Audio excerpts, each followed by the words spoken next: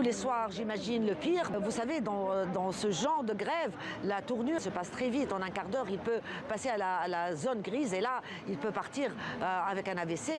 Ils sont venus crier leur colère en brandissant le portrait de l'opposant Jawar Ben Barek, en grève de la faim depuis plus d'une semaine pour protester contre sa détention. Parmi les manifestants, sa sœur, avocate elle aussi. Depuis des mois, elle se mobilise sur le terrain et sur les réseaux sociaux pour alerter sur l'état de santé de son frère, déjà gravement atteint selon elle. Tous les soirs, j'imagine le pire. Bien sûr que chaque fois que je le vois, parce que vous savez, dans ce genre de grève, la tournure se passe très vite. En un quart d'heure, il peut passer à la zone grise et là, il peut partir avec un AVC, parce que le sang est en train de coaguler, il ne prend pas d'eau.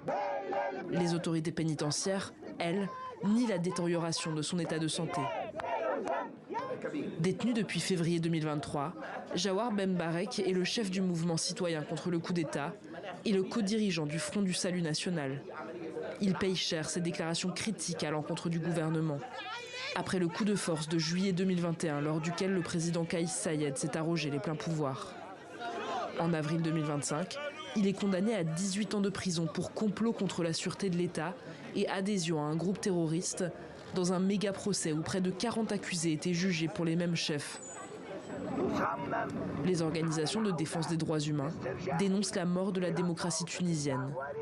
Nous sommes en train d'observer nettement et clairement l'installation d'une dictature qui est en train d'effacer tous les acquis de la révolution, essentiellement les libertés et l'indépendance de la justice.